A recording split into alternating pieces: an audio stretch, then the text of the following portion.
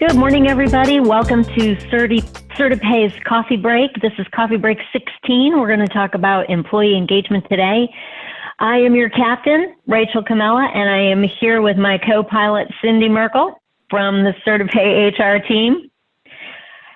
And as you can see, I am wearing my captain's hat because at this point, I normally would be preparing to go to Burning Man. And since Burning Man is canceled, I've decided to bring a little bit of Burning Man to all of you. So, you have any fun hats, run and get them now and participate or not. Just enjoy mine, whatever works. All right, so it's fitting that I'm wearing this for employee engagement because it's a little bit of what we're going to bring to the table today. Cindy, you good and ready? Yes, I'm ready to go. All right. So why do we want to focus on employee engagement? Well, really, we can go straight to money and say that your business will function better, you will save money, you will generate more money. There's so many pieces about having your employees engaged that really go straight to the bottom line. And at the core of that is retention. Happy employees stay. And if you can prevent employees from leaving, that turnover number is really, really expensive. We know that turnover can be as much as 300% of an individual's salary. So finding ways to minimize your turnover is critical if you're looking at cost savings. And then things that contribute to that, healthy employees. If you do things that improve the health of your employee mentally and physically, they're going to be happier at work, they're going to be more engaged at work, and then they're most likely going to stay. Again, preventing turnover is a very important component here. Productivity. Productivity will increase. So we've seen some statistics from SHRM that show a 33% difference. So when you add an engagement piece where people are focused, they're engaged, they're in it, the productivity levels go up to the tune of 33%. It's a big number. And then when you talk about the dollars, throw that percentage onto your bottom line. Cost savings we talked about because all these components add up. And so whether you're just reducing your turnover numbers, or if you're making employees healthier, then they're not using your health benefit plan, then your renewal costs go down. The cost savings trickle out across your company in so many places just by getting your employees more engaged. So it's a really, really important topic, especially right now. So the challenges that we face about engagement are, your employees are distracted.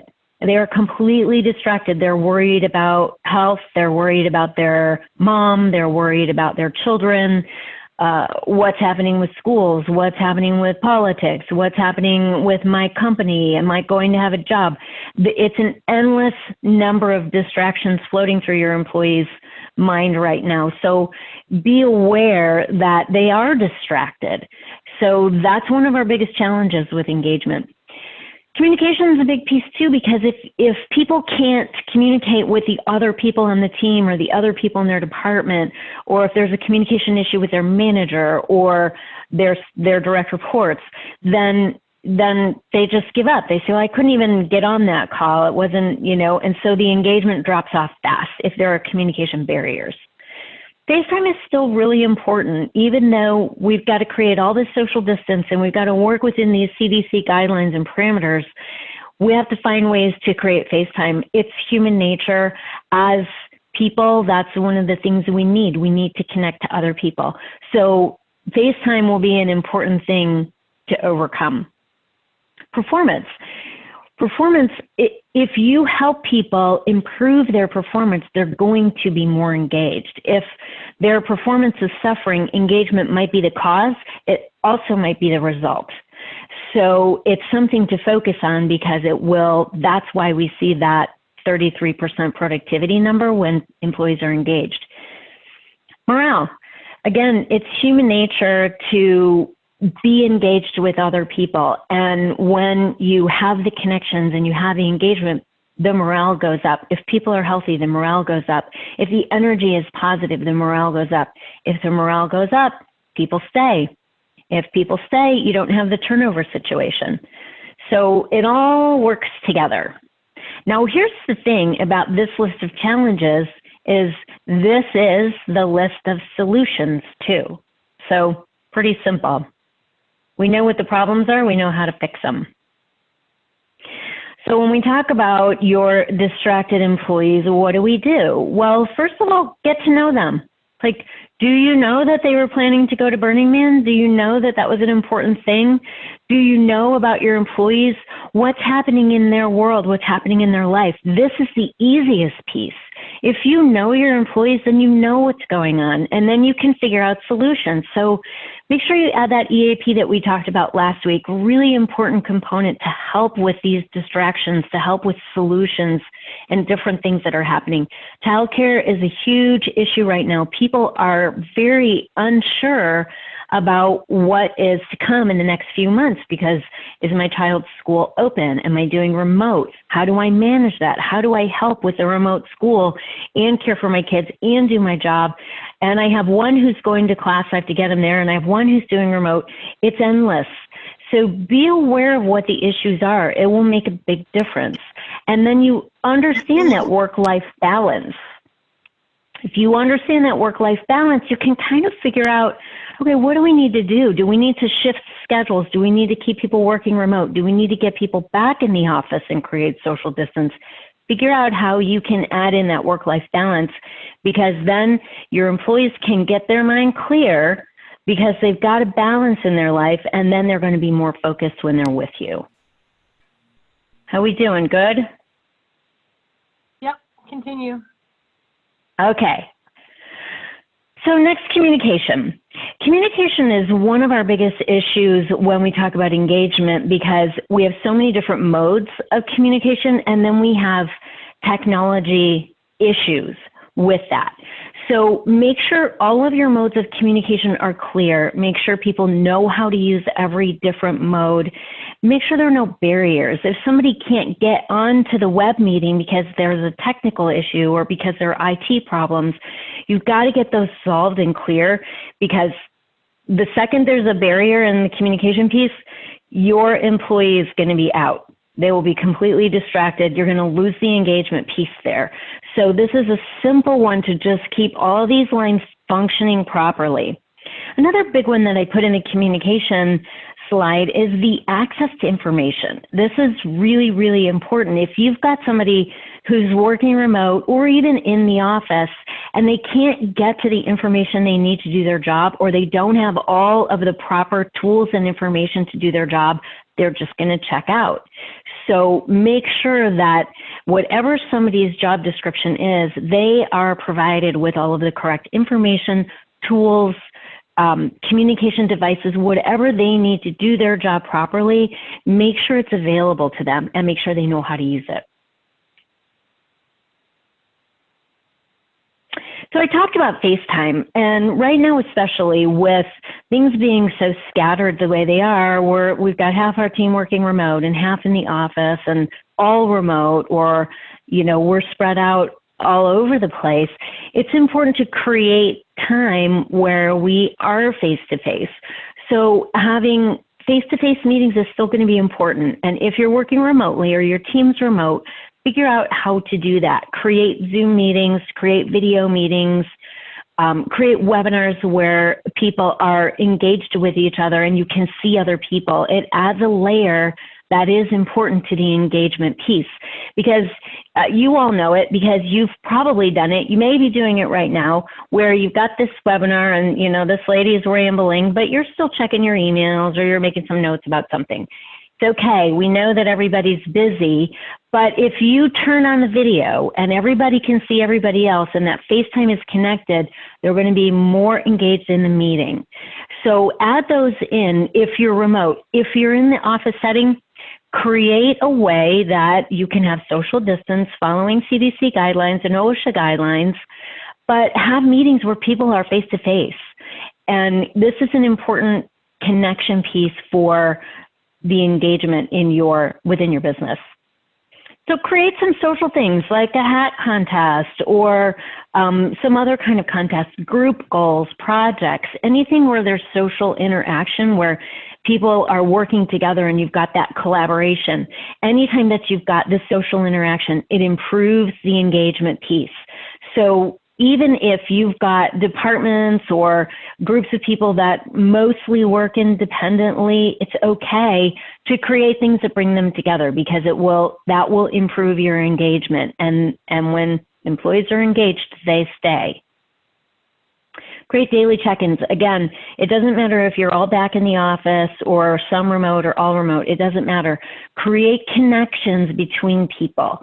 And if you've got a certain check-in at 10 o'clock or, you have any kind of specific timeline where managers meet with their direct reports or supervisors connect with each other, team members connect, create some daily check-ins so that people are connecting to somebody else at a certain time. And it should be daily. Don't think, well, I just connect with them once a week. It's okay to create some daily check-ins. It can be a 1-minute thing, or it can be everybody connects on a group text chat, some kind of a connection so that you're touching on a daily basis. Lunch meetings are great. Again, creating time where it's primarily social, and if you've got everybody logs into a video chat at the same time and has lunch together, or if you have everyone together in an office setting, again, creating social distance and following guidelines, but get people together at lunchtime if possible. Think about the parameters that we're dealing with right now, but having some kind of extra interaction is important. Breaks for long meetings. So this is a good one, and this I got from a survey that SHRM did, and they talk about these long meetings, and people just like burn through the meeting. Well, as soon as you hear the same person talking for 60 minutes, you're way checked out. So you have a 45-minute break in between after 45 minutes. So at a 45-minute mark, say, let's all go grab a coffee, or let's take a walk and, bathroom break, whatever it is. Throw some breaks into these meetings, because we're having a lot of meetings right now. And, when you hear the same person droning on, maybe me, then you need to get everybody up, walk around, change the scenery, and then come back with a fresh mind. This keeps people engaged. Again, that's our goal. All right, how we doing? Continue. All right. See, we had to add your voice in there to break it up so that we can get people back engaged. I don't have a hat on, though. Shoot. That's okay. I've got extra hats. I'll let you wear one of mine. All right. So when we talk about performance, again, this is something that really suffers when employees are not engaged, they're not focused, they're less creative, their performance is going to drop, their productivity is going to drop. So it's important to look at these pieces. And so if you have to manage performance in a certain way, educate your supervisors, educate your managers, make sure that managing the performance of the employees is done well. And that, again, if somebody is doing well in their job, in their role, then they're going to be more engaged, because they're going to be more excited. They're going to say, wow, I had such a good day. Look what I accomplished. I did all these things. I made all these things, whatever it is. If the employee's performance is improving and doing well, that employee will then be more engaged. So setting clear expectations, create set schedules, a morning check-in like I talked about, video lunches, daily topics. And this is remote or in office. This is the same kind of things that you can do. Don't cancel your one-on-ones. This will immediately disconnect your employee. If you've got a one-on-one and you cancel it, the message to your employee is that you don't matter, you're not important to me, I have something else to do. So no matter what it takes, if you've got a one-on-one scheduled with somebody on your team, you've got to meet that in whatever way that means. Do not cancel those, because the message is devastating. And even though that's probably not the message you mean, that's the message that gets through. Provide several communication options. That whole screen on communication, look at every single piece of that. How can you add all of those different pieces in. In one of our future coffee breaks, we're going to talk about the different generations in the workplace. And when the huge group of our workplace, to the tune of 75 million people, is millennials, they will need multiple different levels of communication to do the best job possible. So think about that when you're looking at overall performance. Is what are the different layers of communication we can add to this mix? The more the better, and that will help with the performance. Focus on goals, not necessarily the overall work, but break it down. Say, okay, here's what we're going to do this week. Here's what we're going to do over the course of a month. Here's what we're going to do over the course of the next 3 months, the next year, whatever. But focus on goals. And when people accomplish those goals, it's a morale boost. And then they feel better in their job. And then they're more engaged. And then they stay. All right. Morale. So one of my favorites, encourage creativity. If you want to get people engaged, ask them questions, ask for feedback, ask them, how would you improve this? How would you change this? What are your thoughts about this X project that we're working on? If you ask your employees for their opinion and encourage them to add their view, encourage feedback, encourage information like that, then the morale goes up. They feel like they're part of it. They feel like they're part of the company's success. So adding these pieces is very important. And also recognizing the employees for those kinds of ideas, rewarding employees for doing a good job. These are big morale boosts. So important to think about, especially right now when there's so many things that are a challenge. You know, it's really good to have things, even if they're small accomplishments, it's still important to recognize those, maybe even reward those, depending on how that fits in with your culture. Promote health and well-being, exchanging healthy recipes, having a shake like a protein shake boost in the morning, or having everybody together in a video meeting where you're sharing your protein shake recipe or whatnot, at a yoga class if possible, or do 10 at 10 push-ups at 10 a.m., something like that. Anything that you add where you're connecting people, but you're adding a piece of health to it. Again, healthy people feel better. Healthy people will be more engaged. Healthy people have higher morale. So any place that you can add a boost to health is a good thing. Encourage collaboration. When people work together, they get to know each other better. The engagement goes up right away. As soon as you've got people working together on a project, or if you assign mentors, or anything where you can get people working together, then you will see a boost in morale. And of course, in turn, people are going to stay because they're connected, they're engaged. Diversity and inclusion is a fantastic morale boost at a company. There are a lot of studies that show businesses that have a high mix of diversity and inclusion have higher profitability, because what happens is you get all these different types of people from many different cultures and many different ways of thinking, and then you get so much creativity, you get so many different ideas, so many different sets of eyes looking at a possible issue and problem, and those are so many different solutions to those issues. So when you add diversity and inclusion and information about how to do that, messaging about that, you will help boost the morale, and then in turn, your engagement, and then in turn, your productivity, and then in turn, people will stay. So all these things are good. Finally, don't be afraid to add some things to your workspace, either in the employees' homes if they're working remotely, or in your office space. We have so much technology and computers and equipment. Throw in some nature. Add some plants. They will help clean the air. They will help people feel better. Plants are a huge boost to morale. Even add a salt lamp. A salt lamp can really balance out some of those negative ions in the air that we get blasted from our computer all the time. So one of those things that really can help people feel better. And then in turn, morale goes up, engagement goes up, and people stay. And that's the goal. So final thoughts, pay attention to your employees, get to know them, know what's going on in their lives, how you can maybe help with some solutions.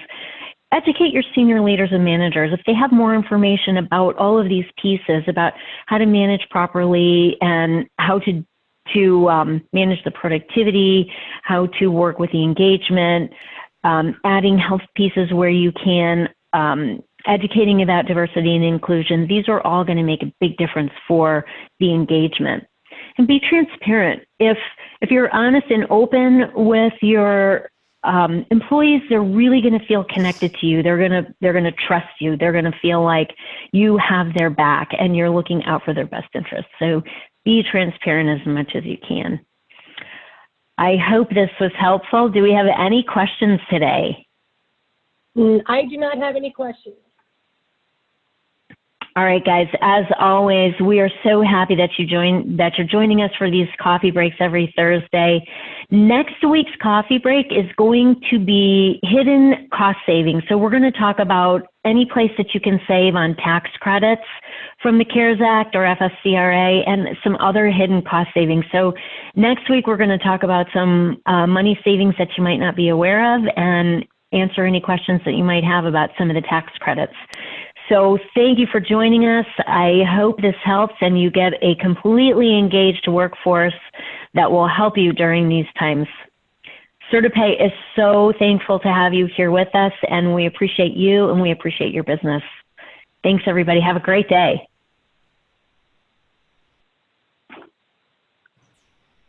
Can I ask you a question? Can you hear me? Yes, go ahead. This is Angie. I'm sorry.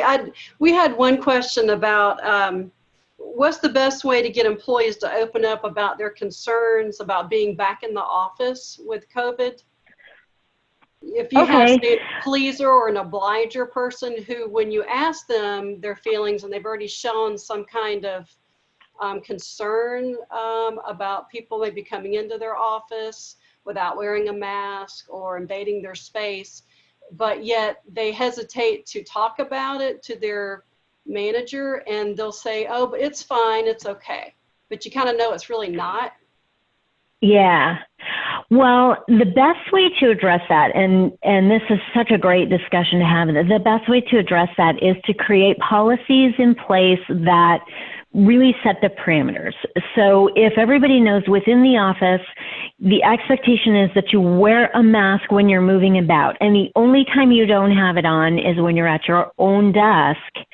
And then really post that, acknowledge that, ask everybody to follow that.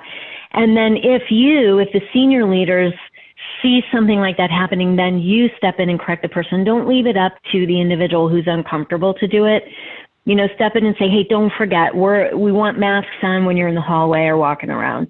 And just, you know, keep the reminder, keep going with that and say, listen, we're following CDC guidelines here. We want everyone to be safe and feel comfortable. And so do it. If it's not for you, do it for the other people. Okay, great. Thank you. Does that help? Yes. Yeah, just set up the perimeters, set up the policies, and then, you know, keep following them. Maria, I can answer your question. All the presentations are on our website. If you go to the home page, all the way to the right, it'll say news. If you drop that down at the very bottom, it should say coffee breaks. And I think we're pretty close. We might be 1 or 2 behind, but we will get that updated in the next day or 2. Yeah, excellent. All right. Okay. All right, guys. Thank you so much. Yeah. Is that it, Cindy? Yes, ma'am. All right. You guys are awesome. Everybody have a great day. Thank you so much for joining us.